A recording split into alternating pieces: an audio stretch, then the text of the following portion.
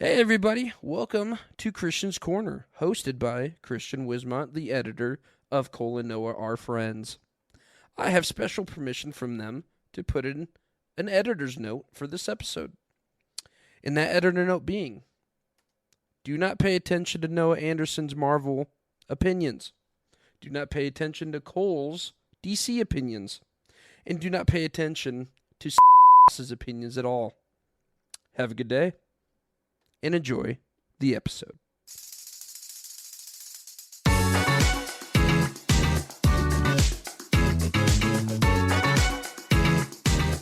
Hello, everyone, and welcome back to Cole and Noah Are Friends, the podcast where you guessed it, we're friends. That's it. We'll see you next week. Bye. This is episode 16? Episode 16. Yes. So to start off, we have a little thing. As I mentioned before, my dad has been wanting to pay us to say name. Yes. There's one. Oh, sorry, Mr. Voss. Sorry, Mr. Voss. That's the new thing. Anytime we say his name, my dad paid us $20 to then say, Sorry, Mr. Sorry, Voss. Mr. Voss.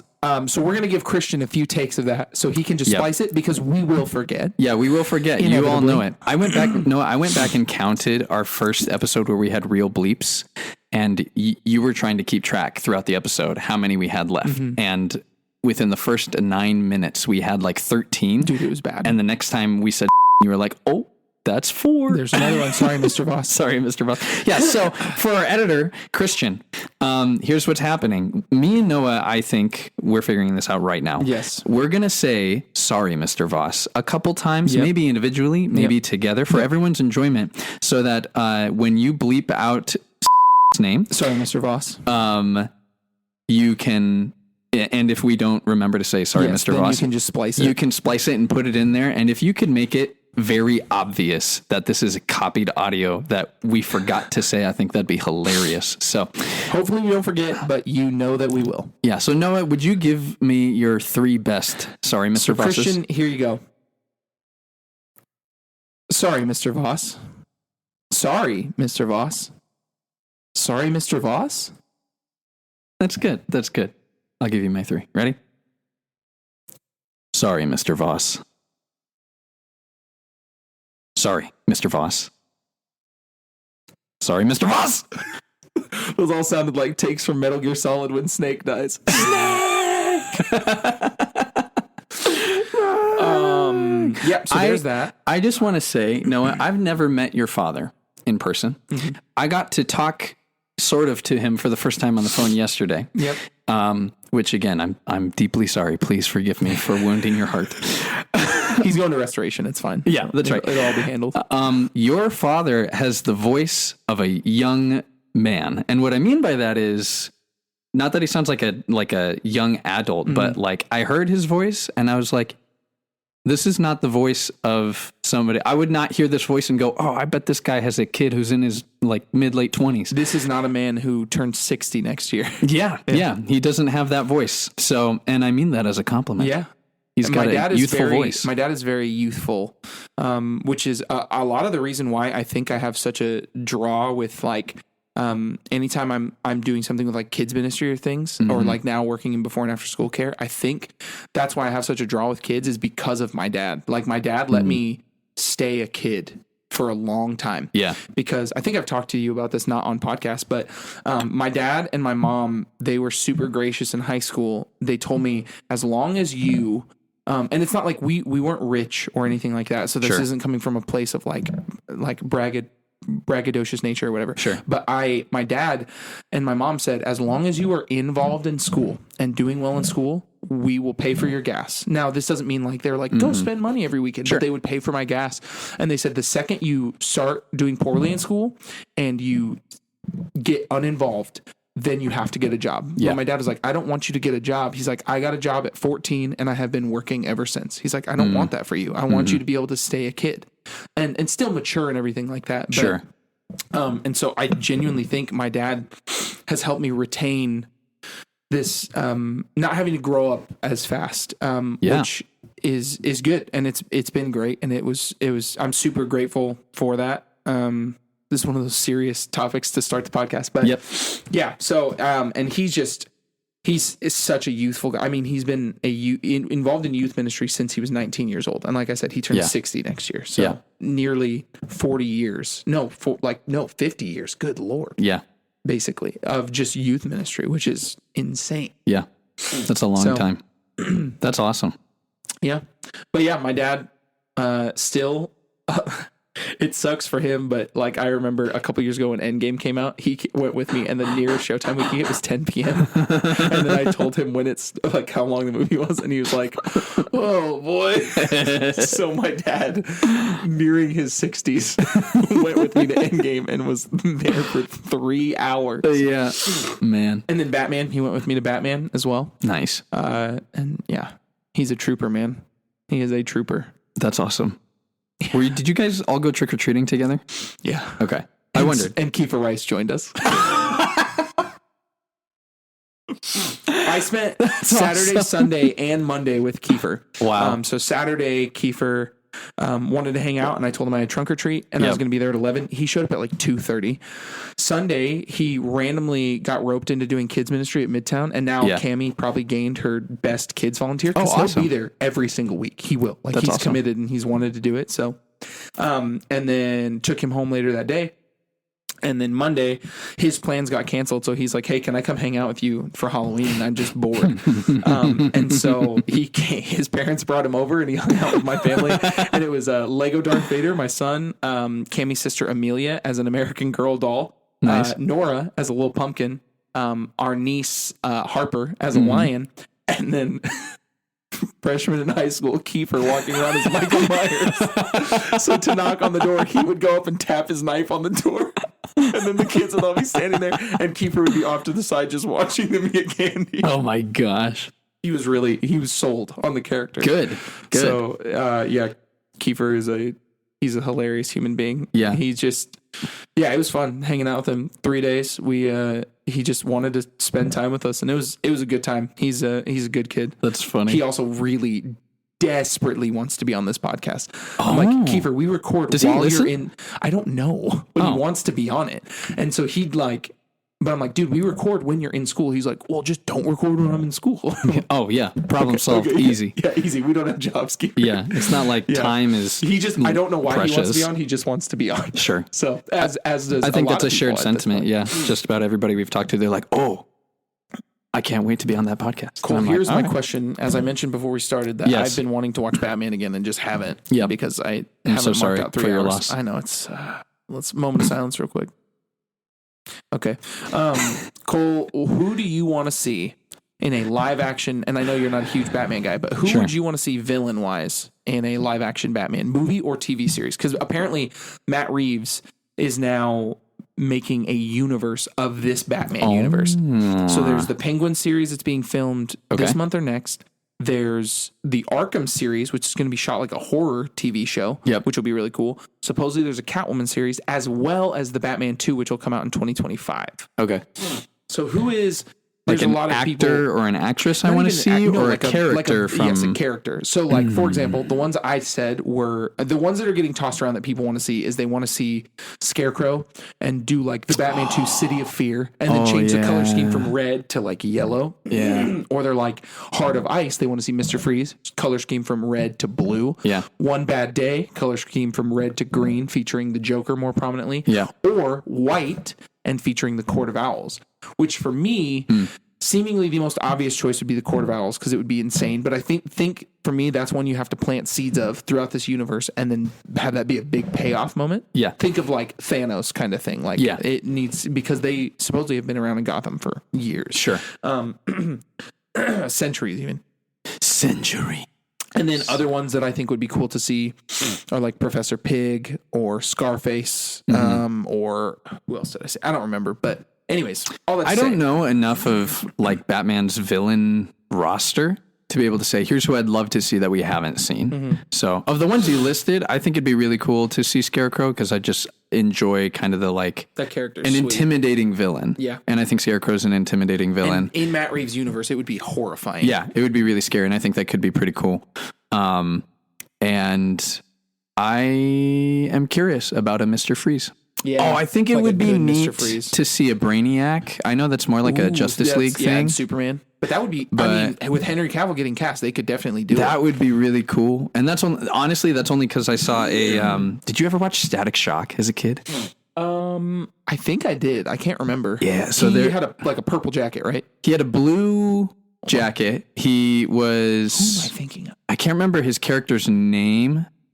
He was an African-American teenager who I can't remember how he got his powers, but he basically got like electric superpowers, and he had a best friend who, Why is Michael B. Jordan featured in this? Oh, okay.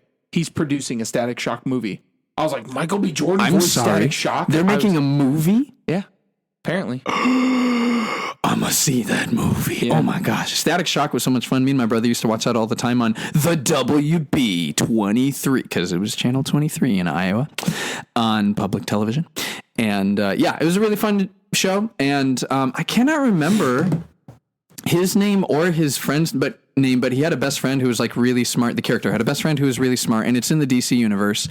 And then the best friend got into some radioactive stuff that made him even smarter. So he basically was like a Tony Stark kind of, or Peter Parker kind of hero who's like, I don't have superpowers other than I'm super duper smart, and he makes this crazy tech suit. Anyways, they do a couple episodes where Static and his friend and the Justice League are working together because this Brainiac shows up and he starts taking over his friend's tech, and it's all terrifying. And I actually enjoyed the villain a lot. And I was like, that might be cool to see a more like, kind of like Ultron was Age of Ultron, which is honestly a really great Avengers movie, but Ultron could have been worse, like more scary of a villain, more Which I think they threatening. dove into on What If a little bit. What If did a really good job of that, of showing just how terrifying an Ultron actually could be. Yeah, there's so many villains that I think could be, and that's why I like the thought of this Arkham series, because then you don't have to focus on Batman. You can just focus on Arkham and like developing their stories more. Yeah. And obviously you have to include Batman. In the world of Gotham City, you have to involve Batman or Bruce Wayne in some way. But I think that could be really cool to see any number of, like Scarecrow would obviously be a cool one. A good Mr. Freeze, since we've never seen that in terms of a movie. Another Bane, but really lean heavily into like the venom and growing him huge. Yeah. It's But still like monstrous smart. vein. Not the bomb. Like Clayface would be a really cool villain to see. That one would be a little more fantastical for obvious reasons, but I think that could be really cool. And I know this is a hop to another universe, but I would love to see and this sounds dumb, but I'll make my case. I would love to see a Craven in Spider-Man. Yes. Because he actually kills Spider-Man at one point. Like that could be really, really cool. Dude, that would be so good. Yeah. I think that'd be they're making a dope. Craven solo movie? Are they? Yeah. But it's Sony, isn't it? Yeah. Yeah. I have no hope for that. But why? Why? Why? I am curious about this Madam Web movie. Because they're doing a Madam Web movie. Yes, there's been set photos coming out of this dude who's in a Spider-Man-esque costume. And people think Adam Scott, if you know him, he's from he's an actor. He's the not nice brother in Step Brothers. You would know him if when I show you him, you're gonna be like, oh yeah, I know who that is. This guy. Step Brothers. Adam Scott. Okay. He's also in he's in Parks and Rec. Yeah, I thought so. Okay, show me that guy again. He's in Severance. This guy. I loved him in Parks and Rec. If it's who I think. Yeah. Okay. Yeah. So a lot of people think he's Peter Parker. Interesting. In Madam Web. Yeah. Which I was like, that'd be cool. Madam Web. But all these Spider-Man universe, all these people making movies of villains that like they kind of need the hero. Joker, it makes sense. Like whatever, you inspire the Joker. Basically, sure. But like Craven, a Madam Web movie without Spider-Man, because that's the thing that's seemingly not going to have a Spider-Man. So it's like, how do you do that? Why do you do this? And then why do you do this, Sony? Why? I mean, obviously the Venom movies, because they're movies. Yeah. And then like Black Adam, which seemingly has done really well. And I mean, they brought back Henry Cavill, which is that's true. So sick. Is it out yet? Yeah, Black Adam came out like 2 weeks ago. Did it really? Yeah. Oh, cool. Exactly. That's how I feel. The one thing I'll say, and the reason I do want to go see it is The Rock is supposedly heavily fighting for big change in the DC universe. Oh, okay. And like he was a big proponent in getting Henry Cavill. Yeah, you mentioned that last time. I would be really cool to see what happens if he can honestly just lobby for change in DC. I don't know him. Like the Rock, I really respect when it comes to like, I think the guy understands how to do what he does really well. Yeah. And in that sense, I'm like, okay, I would love to follow what you do creatively. I don't know what he brings to the table for like superhero movies and stuff. Yeah. But if he can go into, I think he understands people and he understands what people want in entertainment. He loves the character of Black Adam. Yeah. And I mean, he literally was in an industry for most of his life where you feed off of the crowd. So like he knows how to work a crowd. Like his nickname in wrestling was the most electrifying sports entertainer. Yeah. And like he is fantastic at that. So like he knows what's going to get over with like fans. So I think the whole Henry Cavill thing, and I saw a clear shot of that post-credit scene featuring him, and he has the Superman curly Q. Henry Cavill does. He has a little hanging down hair, and his suit's a little brighter. Okay. Now, a lot of people just want to see him with the Superman tights, which I do agree. I think that would be great to have the suit and then the red tights. That'd be great. And I just want to see a happier Superman. Oh, really? Not so doom and gloom. Like, get a director who will make it not happier. Like, obviously, Superman's life isn't all rainbows and sunshine, which I get. But, like, it doesn't, not everybody has to be dark and sad like Batman. Right. Like, that's why you have Batman. Yeah. Like, not everybody has to follow that, like, lore and, like, that kind of thing. Like, you don't need to. So, yeah. Speaking of happy superheroes, did you see the trailer for the Guardians of the Galaxy Christmas special? I haven't watched that yet, no. Noah, you need to watch the trailer. It's funny. It's really funny. And I almost want to like make you watch it. It's still right in now. thick Chungus Batista mode because he was gaining weight for a role and he's thick. Oh, really? Yeah, he gained a lot of weight. He had to gain it for a role. Okay. But you could see it. Like I've never seen him that like kind of chunky, which isn't a bad thing. He's still like ripped. I'm debating on whether or not to tell you what. It's kind of a spoiler, but not really. I think it's so funny, but the gist is, and I'll let you, watch it if you want to. This year? I don't know. I think it probably because it's a Christmas special. I would hope so. Yeah, and it's like a special, just like Werewolf by Night, which I don't know if you watched that. I haven't, but I heard it's good. It's very good. It's entertaining, and it's like 55 minutes. I'm behind. I haven't watched much. Oh, although I did watch Tales of the Jedi, and I want to talk about that. That's good. I have your daughter's car in my car. You do? My daughter's car in your car. Sorry. I hunted for a pink because Cole told me Tessa likes pink. She loves pink. And we were looking at Hot Wheels when Cole bought those Hot Wheels when we recorded at Midtown a number of months ago. Mm-hmm. And I was like, there's a pink Barbie dream car. And he was like, oh, that's awesome. Do they have it here? And they didn't. And then I found it and I was like, well, I got to buy this for Cole now. Yep. As well as seeing a Ahsoka Tano lightsaber. Oh, yeah. With her face I thought that was so cool. Anyway, sorry. By the way, you inspired a student of mine who is an active listener to the podcast and frequently quotes it. Shout out to Ryan. We went to do just like a meeting to catch up and, talk about life. And he's like, what if we walked around Target? And I was like, all right, let's do it. And then he goes, and while we're there, we can look for the Batmobile. Yeah, good luck. I have seen recently, I've seen 2. Yeah, we found 0. We found 0. But honestly, let me ask you this, Noah, because he has a thought. Would you buy, if somebody bought a Batmobile, right, and then tried to sell it to you marked up slightly, would you buy that Batmobile specifically targeted toward you? It depends on the Batmobile. If it's the one that's like, if it was you've been hunting. If it was the OG original one from 2021 that was matte black, I might. Okay, but not the like silver looking. No, because I could go and find that. Sure. If I look hard enough, I can find that Batmobile. Okay. They are releasing the Batman Forever Batmobile in Hot Wheels soon. I'm going to get that one. And then they also dude, this is when I wish I was a kid again. And I asked Taryn if we could buy it for Kian for Christmas, and she said no. Because he already has like one of the Jeeps he can drive around. Yeah. They released a Batmobile. Dude. Batmobile. From the Batman. Yeah. That you can drive around in. And I have never wanted more in my life to buy Kian something. And I told I was like, I mean, we have a precedent to uphold. I think we have to buy it. We must I was like, do we it. could split it. And he's like, we can't drive it. And I was like, yeah, but my son can. And you love my son. I love my son. Oh, this wait, just sorry, makes Mr. sense. Voss. Yeah, there it is. So no, the new like silver one I could for sure. Like Sure. I don't know where. I just saw it yesterday somewhere, and I can't remember which Target I was at, but I saw it and I thought about buying it. So no, it would depend on the Batmobile. Heavily depend on the Batmobile. Have you guys watched Bluey? I'll get back to stuff. Great. Yeah. If anybody listening to this show, if you have children and you haven't watched Bluey, you need to go watch Bluey. Yeah.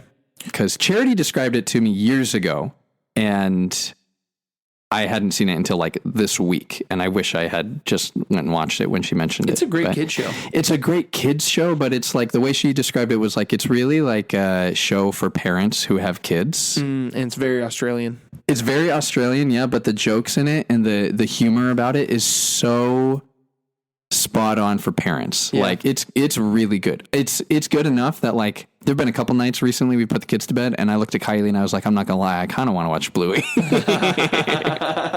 That's incredible. It's funny. So yeah, it's a good show. What was I gonna say? I was Switching Universes, Christmas Special, Tales of the Jedi. Yep. You said it was kind of a spoiler, and then I Christmas Special is mentioned really Big Chungus funny. Batista.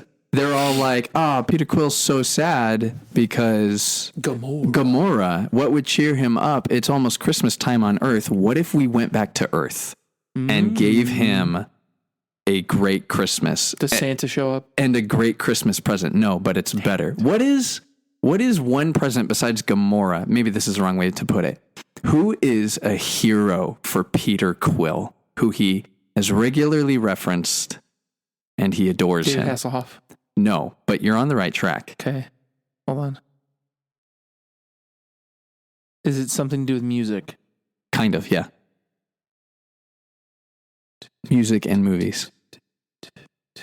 Is it Knight Rider? Nope. No. I have no idea.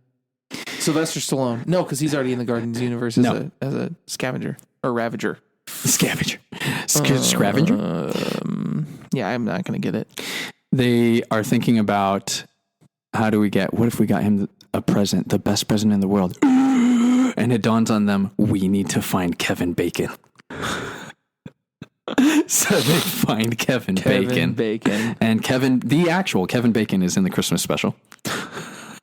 But just as Kevin Bacon. Just as Kevin Bacon. See, that's what's confusing to me, though. Okay, so now this messes with my mind because now it's real world meeting like universes. So who else actually exists besides Kevin Bacon? Like, this is very She-Hulkish.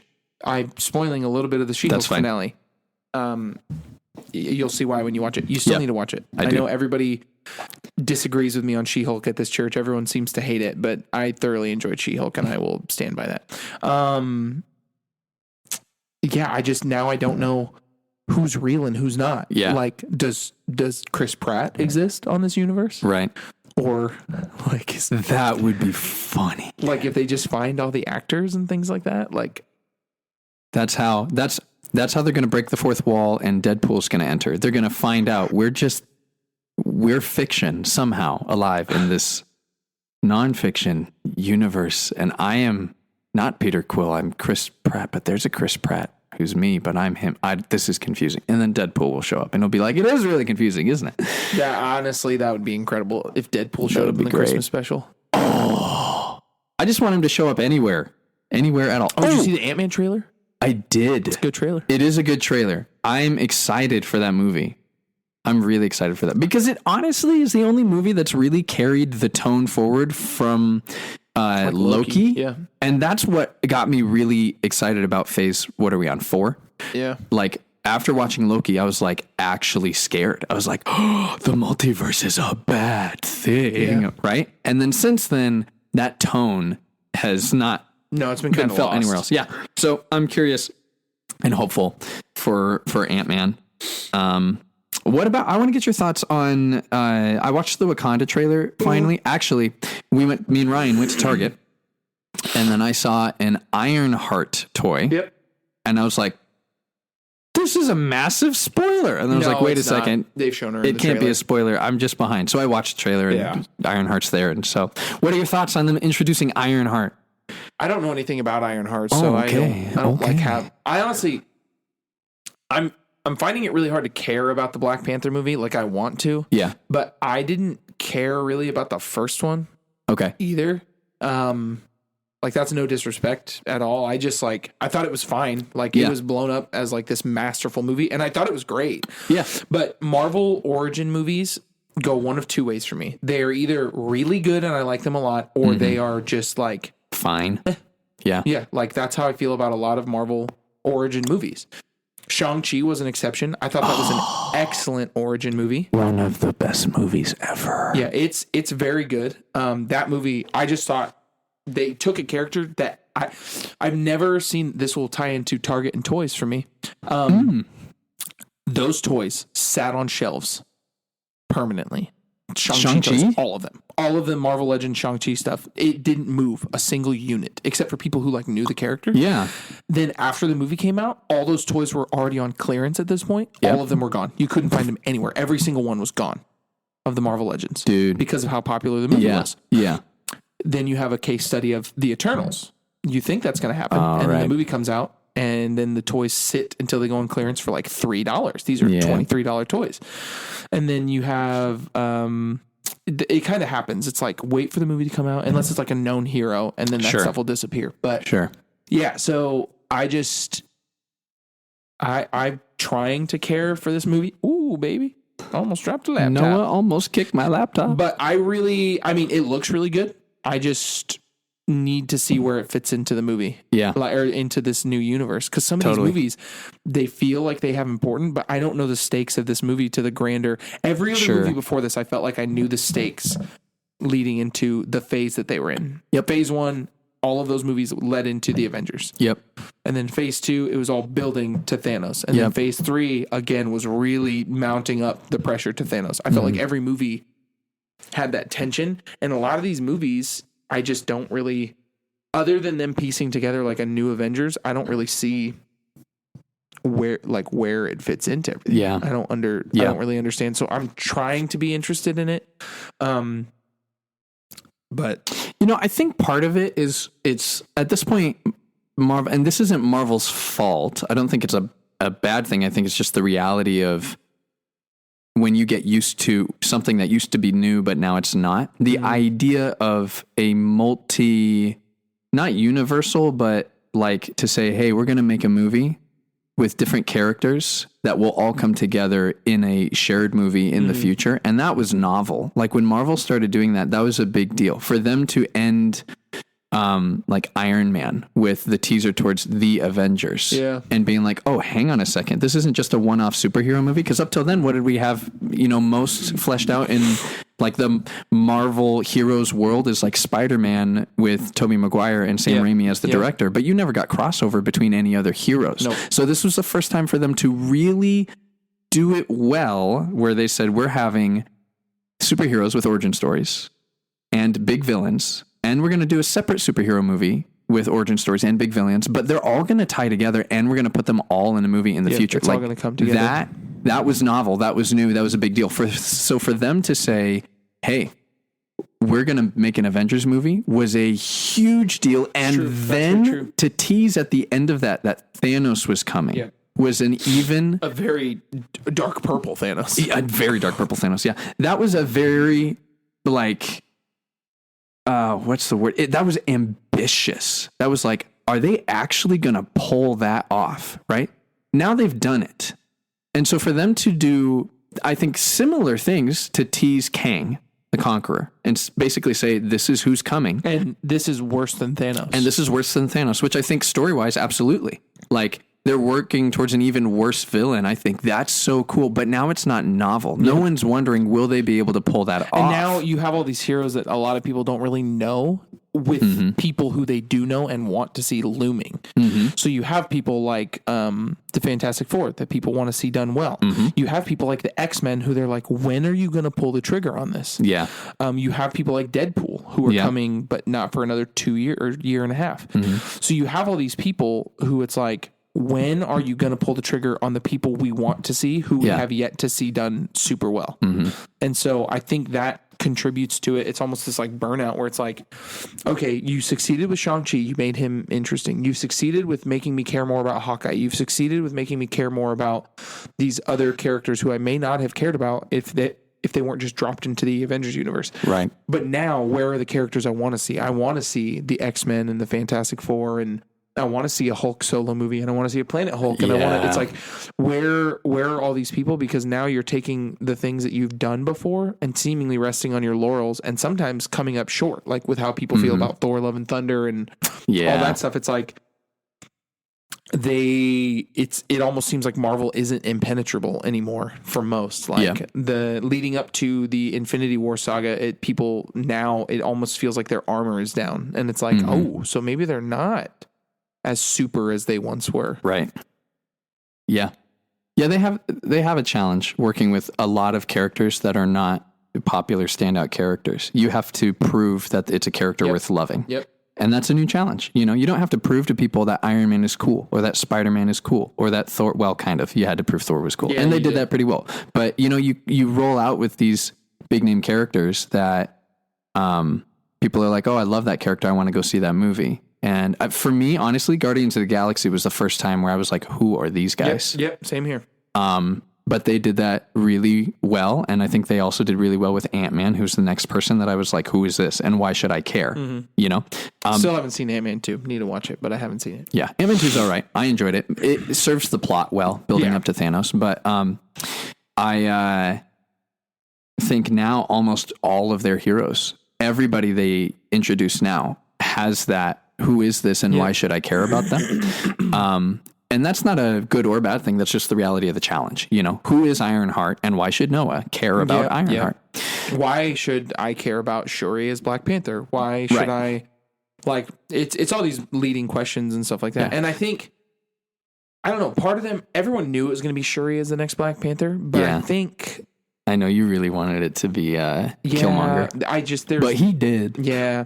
I just wonder, I want to know how they're going to explain away T'Challa's death, because some people are like, what if it takes place during the blip? That's what I was like, know. I hope not, because then they're really going to have some explaining to do as to why Ironheart wasn't in the Infinity War. They have a ton to still explain. Like, how does Shuri get the Black Panther powers? Because all those flowers were burned by Killmonger. Like, that's how they got it. I'm sure they'll explain it. I'm sure there's a way, but they need to explain that. They need to explain the death of T'Challa. That's why I'm really interested in the movie, is not just how do they explain it, but also Marvel going, the plan was never, no one ever was like, you know what we're going to do? We're going to make a movie and then we're going to lose one of our beloved actors to cancer. But now Marvel has that trauma in its story, like not just the story of Black Panther, but like its story as a movie producing company. What do you do? And how do you honor the character well, but honor the actor really well too? And make it not seem just like shoehorned in, or like, how are you going to handle it well? And I trust them to do it. And I'm so excited to see what they do. They do have a proven track record. It's just like, now the pressure's really on them to make us care about this universe, especially seemingly since at times it's like, okay, where is this all leading? With Loki, it made sense. With some of these other ones, it made sense. With this, it makes sense. And then it's like, this one, it's like, where does this fall into play? Like, why should I care about She-Hulk, and why is now, I can't spoil that. Dang it. Never mind. You might have already seen it. I haven't. I'll go watch it. I'll watch it before we record next. I feel like I can spoil this and it won't do much for you. Are you sure? This won't spoil anything from the finale. This is the most like, what just happened part of the finale? No, it's not the most what, but basically it's shown that Hulk has a Sicarian son, Scar, who he introduces at the end. Like the planet he was from on. The planet? Yes. Yeah. He has a son named Scar, who he introduces to everybody at the end of the show. That's like the stinger that sets off the whole show. So he has a son. Hulk has a son. Yeah. Not Bruce Banner. Because he wasn't Bruce Banner in Sakaar. Yes. Anywhere else, I'd be like 1,000,000 years old, but here, time works a little differently. I love Sakaar. He has that planet was cool. He has a very bad haircut. Interesting. Which is funny. I got to check that out. But I'll show you the picture of him. As we've been talking about Black Panther, I'm realizing I've been excited for. Oh my goodness, that guy looks like he got plucked right out of Sims 4 or a fan made picture of. I do love that Hulk's wearing a Hulk-sized wife beater and silk dad retired on the beach shirt. He totally has that, dude. I do love that though. But yeah, Scar. So he introduces him at the end. Scar, which is pretty strange, honestly. I mean, it was cool, but I don't know who Scar is. A family of Hulks. Yeah. We are the Hulks. That's what we need. We need a spin-off sitcom. Oh, dude. Of the Hulks. Honestly, I would be so down with the Hulks.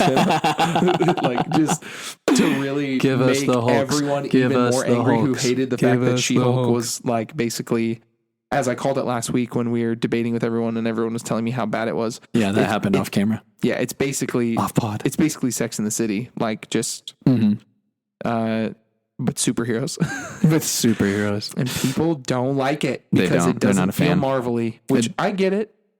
But if they don't try something new, they'll never know, you know? I can't judge it yet. I still haven't watched it. I need to. You need to watch it. But I do respect Marvel saying, hey, you know how you move forward in stuff? You take risks, and they've been taking risks with their TV shows. Big risks. And honestly, they took a similar risk with Doctor Strange, just the different attempting mixing genres. Yep.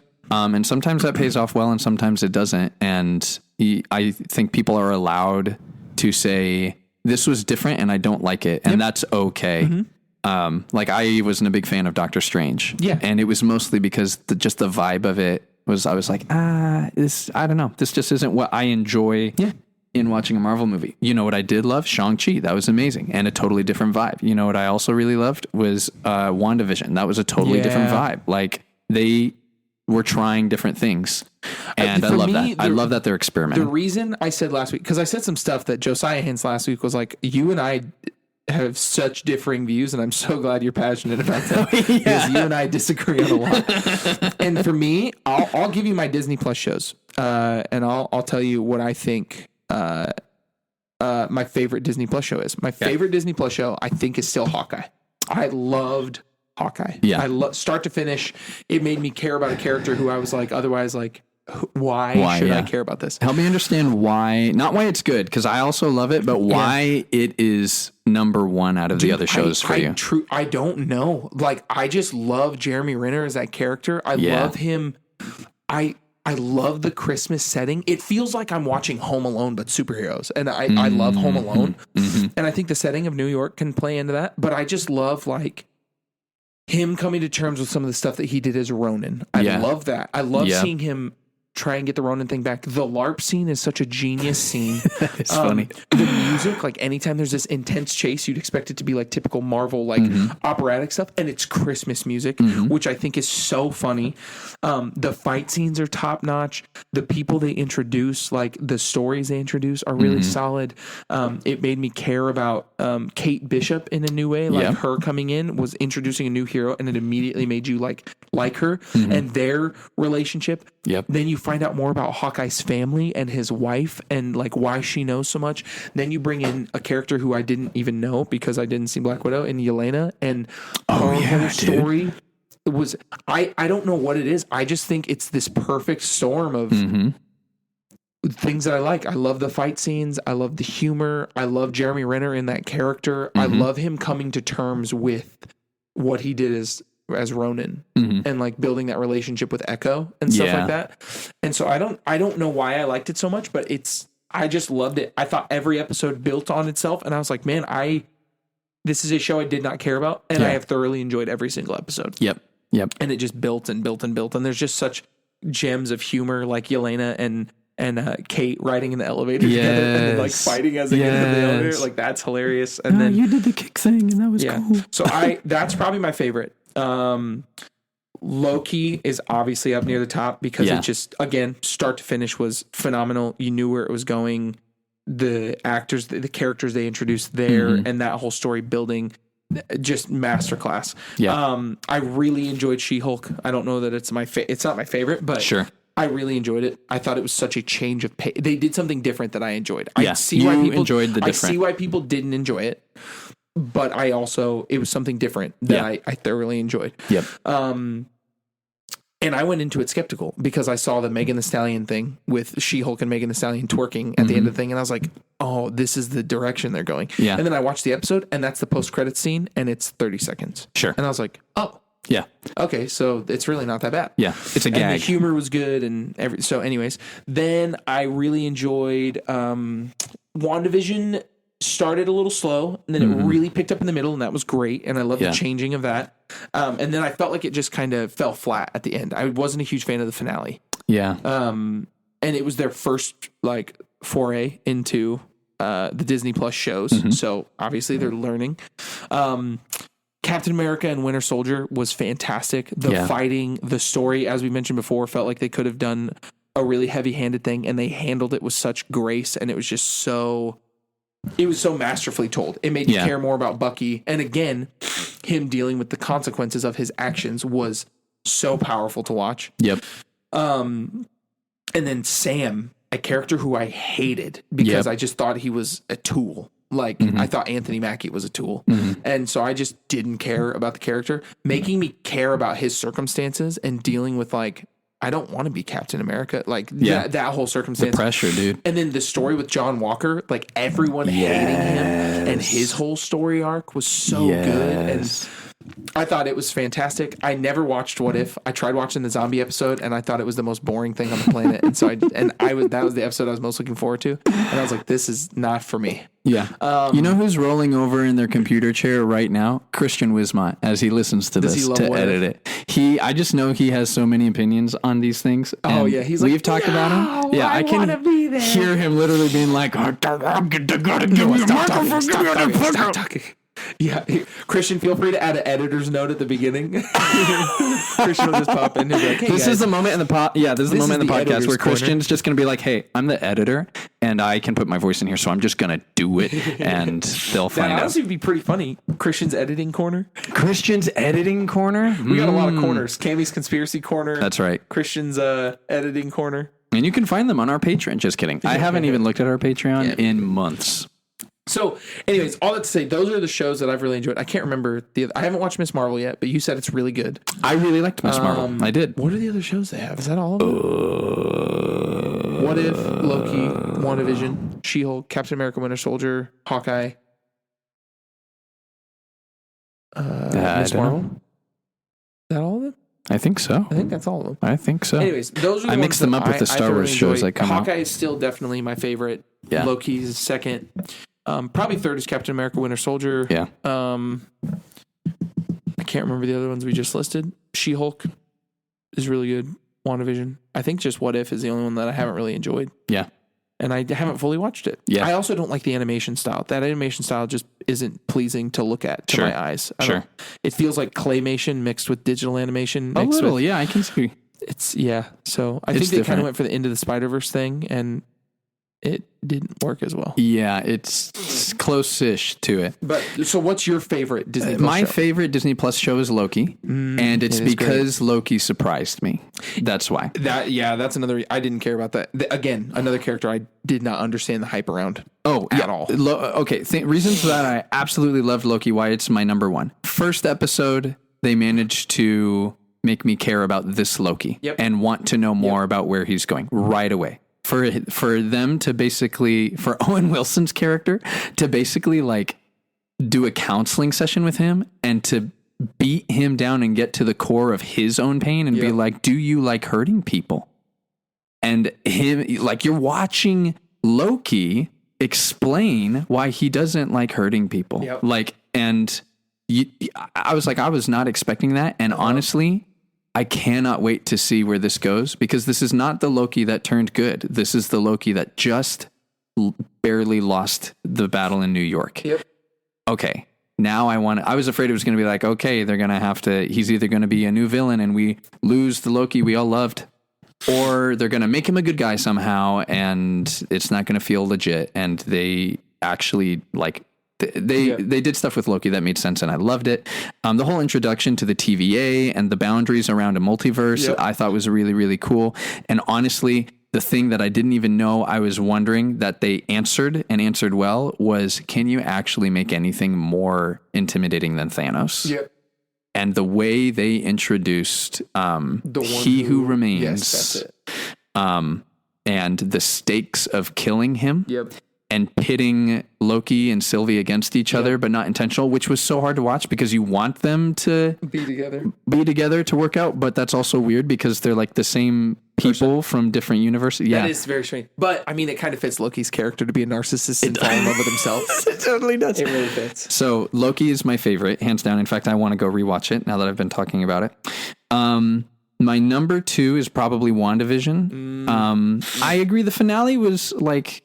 It was good. I like the finale more than like you and me and Josiah and everybody else who was like talking about it last week. I liked it more than I think sounds like other people did. The episode before the finale was also pretty great. The reason I loved it so much is it is slow to start, and I love it because it's a puzzle. Yeah. Like the first 3-4 episodes, it is a puzzle for the audience to try and figure out what in the actual heck is going on, and I love that. It's almost like an art piece that you're like looking at, and then slowly you start to understand more and more, or like piece by piece, the guy who like designed it comes up and he's like, "This is why I did that." Yeah, yeah, and everything makes sense to the story. The random eras of TV, like comedy, sitcom stuff, like makes sense to the story and to Wanda's character, and the way they slowly tease that out, like that is brilliant, and I loved it. It was very artistic, but it left something for me, somebody who loves to go, can I figure this out before it ends? Which is why I loved Loki. I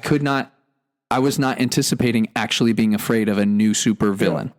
And WandaVision, you start to figure out along the way, but it's slow and it's challenging, and it took some Easter egg videos to help me get there, and I loved that. And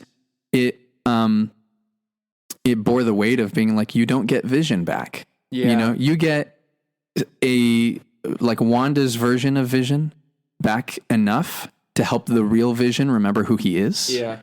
And then somewhere out there is the real Vision, unless the real Vision went and like killed himself because he realized I am Vision, and that was his directive. So we still don't know where Vision is at. That's my big question.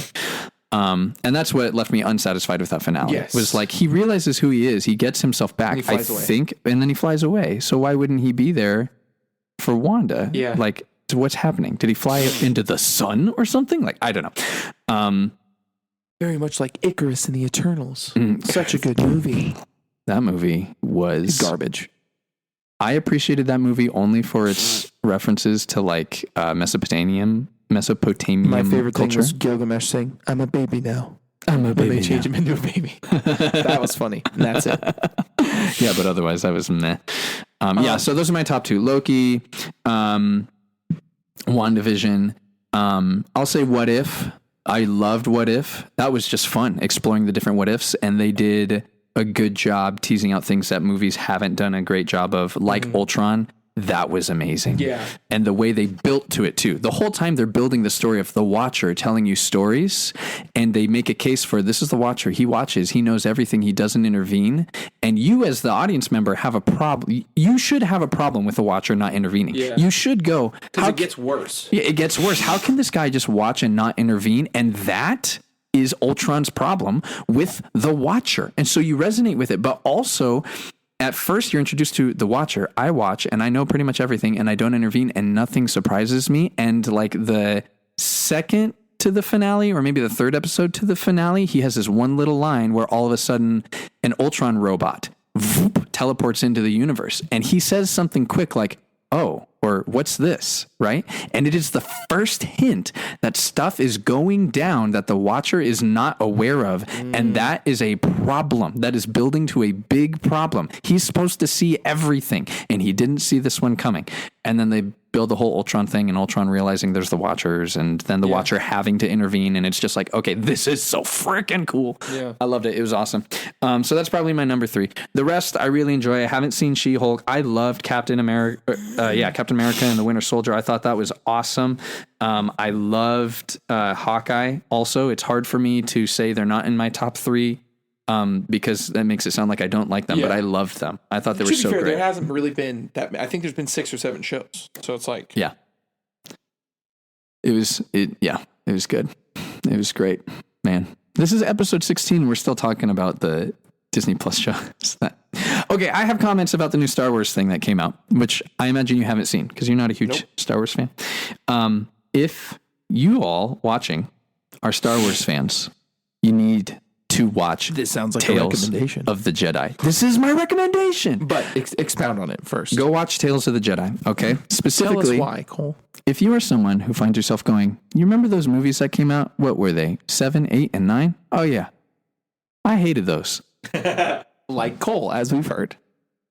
Then you need to watch Tales of the Jedi. Do you like Dave Filoni? Do you like everything the man makes? Do you enjoy how he just gets it right and how for some reason everybody else gets it wrong? Then you need to watch Tales of the Jedi. Is he a part of it? Dave Filoni? Yeah. Yeah. Oh, Dave Filoni, it's animated, correct? It is animated. Yep. It's in the style of the Clone Wars. They're short. There's 6 episodes. They're short little episodes. They're like 15 to 20 minutes long a piece. You could watch it all in one sitting and you'll be sad that it's done. But it tells a larger story. And here's the thing that Dave Filoni and Jon Favreau, I think they've done in like Clone Wars and in The Mandalorian really well. And it's exploring the bits of the Star Wars story in the Star Wars universe without changing anything about the universe that people do want to know about, but the movies just either didn't deliver on or couldn't deliver on. So you get to see stuff with Count Dooku before he becomes a Sith and Ahsoka Tano. And that's interesting. It is interesting. You get Count Dooku, you get to see a little bit of Qui-Gon Jinn, and Liam Neeson comes back and voices him, which is pretty cool for just a teeny tiny bit. And it all like works within the greater story of the Star Wars prequels and the in between episode 3 and 4 a little bit. Like it fits great. It's awesome. It's so good. The animation style is awesome too, and just the artisticness of how, especially how they do the finale, how much of that episode they don't have Ahsoka talk. Like, pay attention when you watch this. If you write anything creatively, and I'm not like I'm not qualified to give advice on like how to write something creatively, but I think this is brilliant. They have Ahsoka Tano. She's a main character, right? And the finale of this little series, she is the main character. Oh, all the episodes are already out. Oh, they're all out. Yeah, they all came out all at the same time. She's the main character of this final episode, and she barely says anything. And they tell such an awesome story with the main character saying almost nothing. Sounds a lot like the Batman. Ahsoka Tano, the Batman of Star Wars. No, she's my favorite, hands down. My favorite character in all of Star Wars is Ahsoka Tano. This won't surprise you. Doesn't like her. Doesn't like Ahsoka. Does he even like Star Wars? He loves Star Wars. He wanted to spend nearly $800 on the Lego Death Star. Why don't you like Ahsoka? And no, I'm not sorry, Mr. Voss. Oh, not part of it. You have to say I'm sorry, Mr. Voss. No, I'm not sorry for that. I'm sorry, Mr. Voss. Oh, wait. How I'm do sorry, you not Mr. like Voss. Ahsoka Tano? That was 2 of them because I said it. By the way, when we started this episode, we had 10 bleeps left. I think we might have used them all, maybe. Who knows? Unless we get another donation between now. And I clarified, Noah's dad's donation was not additional Stephen bleeps. It was manner in which we respond to the bleep. There's another one. I'm sorry, Mr. Voss. If we get to it, basically after we hit 10 of those bleeps, then it just turns into my dad's original pitch, which was we have to say his name 10 times, let's say. Oh, okay. It switches. So rather than just saying, I'm sorry, Mr. Voss, after each one, because it won't be censored at a certain point, then we'll just say his name in sentences. Got it. Yeah. Okay. We have to intentionally say it with no censors. Got it. So, Cole, your recommendation is Tales of the Jedi. Tales of the Jedi. What are your other recommendations, Cole? Food, music, books? Food, shoes, music, books. Food. Shirts? Yes, I do recommend shirts. Wear them. And pants, unless your shirt's long enough. I recommend food. Go try. Okay, hey, do you like ramen noodles? Try two things. One, go to a ramen place, like a nice ramen place, because it's yummy. And then go to the store and buy cheap ramen, but not the like Maruchan the Maruchan ramen that's like the cup noodles, dirt cheap. Yeah, don't do that, because you've eaten that your whole entire life, and I want you to do what I did recently, which was buying ramen that's slightly more expensive but still like cheap, and realize how drastically different even a slightly more expensive ramen is than that stale cardboard ramen that tastes delicious but wrecks you on the inside. Starboard. Yeah. So we got ramen. Try good ramen. Jedi. Watch Tales of the Jedi. Other than a Goofy movie. Yeah. Or TV show or YouTube documentary that you've watched. I feel like Tales of the Jedi fits that. That's my recommendation. Oh, yeah. I'm an idiot. How about music? Music. Let's see. What can I listen to? What have I listened to? What can I listen to? You can listen to anything you want. I can listen to anything that I want. Please. This is hard. I actually don't listen to a ton of new music. I'm trying to think of old music that I used to really like. Stuff that just hits real hard. You know what you should do? You should go listen to, okay, I'm going to say one just for the fun of it. Go listen to a Creed album. Ooh. Go listen to Full Circle. Can you take me higher? Yeah. I went to, the Full Circle album came out, and my dad took me to see them in concert, and it was pretty good. Like, they're good musicians. They're similar to Nickelback, I think, in the sense that people hate them for not no reason, but maybe more than they deserve. To a place where blind men see. Yeah, so I laugh at it, but I also enjoy it. So go listen to Full Circle, the album. It's something. Let's see. My recommendation's food. What is a food that you should go try? What's your favorite candy? Halloween just happened. Probably Reese's peanut butter cups. Ooh, okay. Oh, you know what? This is more of a snack. Go to Walmart, find the Mr. Beast chocolate, the Feastables. They're very good. And I think you've told us about this. They're pretty good. The I like Feastables. them a lot. Go try those. They're good. And then music. Dayseeker's album's coming out Friday. I've recommended Dayseeker before, so I won't recommend them, but their album is coming out Friday. Listen to them. But specifically, go listen to this song that just came out like last week from a guy who was a worship leader at Bethel. His name's Hunter G.K. Thompson. Oh. He just released a song called All Hallows Eve, and it is so tight. You need to go listen to that. Okay. Hunter G.K. Thompson, All Hallows Eve. And then movie, obviously, The Batman, duh. Obvi. And then what should you watch? Go watch a playthrough of the video game Bully, because it's a good game. Or go play the game Bully if you have a gaming system. I think it's like $10 on PlayStation or Xbox, whatever they have. It's a fun game. It's like GTA, but it's still inappropriate, but it's only rated T. Yeah. And you're not killing people. No, you're just bullying them. It's fun. Have you ever played it? I watched when it came out. I watched some gameplay. Fun. You just get to go around the school and you link up with like every type of kid basically. And you also like have to go to class to get better at things, which is so sick. You get a bike and then eventually you unlock the town and you can go right around the town. You can get a lawn mowing job.